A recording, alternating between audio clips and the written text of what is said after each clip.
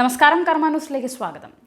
പ്രധാനമന്ത്രി കള്ളനാണെന്ന് സുപ്രീം കോടതിയും കണ്ടെത്തിയെന്ന വ്യാജ പ്രസ്താവനയിൽ കോൺഗ്രസ് അധ്യക്ഷൻ രാഹുൽ ഗാന്ധി സുപ്രീം കോടതിയിൽ ഖേദം പ്രകടിപ്പിച്ചു.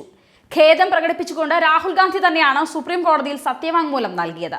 തിരഞ്ഞെടുപ്പെടുത്തിരിക്കെ മോദിക്കെതിരെയുള്ള പരാമർശം രാഹുൽ ഗാന്ധിക്ക് തിരിച്ചടിയായിരിക്കുകയാണ്. പരാമർശത്തെ തുടർന്ന് രാഹുൽ ഗാന്ധി കണ്ടം വഴി ഓടുകയായിരുന്നു. റഫാൽ കേസിൽ സുപ്രീം കോടതിയുടെ ഇടക്കാല വിധി പരാമർശിച്ചുകൊണ്ടായിരുന്നു രാഹുൽ ഗാന്ധിയുടെ പരാമർശം. റഫാൽ ഇടപാടിൽ പ്രധാനമന്ത്രി അഴിമതി നടത്തിയതായി സുപ്രീം കോടതി പറഞ്ഞെന്നായിരുന്നു അമേഠിയിൽ രാഹുൽ ഗാന്ധി നടത്തിയ പ്രസംഗത്തിലെ പരാമർശം.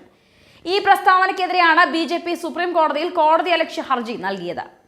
ഇത്തരമൊരു പരാമർശം തിരഞ്ഞെടുപ്പ് ചൂടിൽ അറിയാതെ പറഞ്ഞു പോയതാണെന്നാണ് സത്യവാങ്മൂലത്തിൽ രാഹുൽ ഗാന്ധി പറഞ്ഞത്.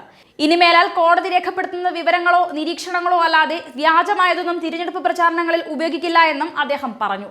രാഹുൽ ഗാന്ധിയുടെ മറുപടി നാളെ സുപ്രീം കോടതി പരിഗണിക്കും. കഴിഞ്ഞ തവണ ഈ കേസ് പരിഗണിച്ചപ്പോൾ രാഹുൽ ഗാന്ധിയുടെ പ്രസ്താവന അനുചിതമായി എന്ന് കോടതി തന്നെ നിരീക്ഷിച്ചിരുന്നു. നാളെ കേസ് പരിഗണിക്കുമ്പോൾ രാഹുൽ ഗാന്ധിയുടെ സത്യവാങ്മൂലം പരിഗണിച്ച ശേഷം കോടതി തീരുമാനം അറിയിക്കും. ശരിക്കും ഇപ്പോൾ മോദിക്കെതിരെ സുല്ലിട്ടിരിക്കുകയാണ് രാഹുൽ എന്ന് വേണമെങ്കിൽ പറയാം. കള്ളൻ എന്ന് വിളിച്ചതിൽ കോടതി മാപ്പ് പറയിച്ചു. സ്വന്തം പാർട്ടിയിൽ തന്നെ രാഹുൽ ഗാന്ധിക്ക് കനത്ത തിരിച്ചടിയായിരിക്കുകയാണ്. ഇതോടെ രാഹുലിന്റെ ഗ്രാഫ് താഴുകയും മോദിയുടെ ഗ്രാഫ് ഉയരുകയുമാണ്. ന്യൂസ് ഡെസ്ക്, കർമ്മ ന്യൂസ്.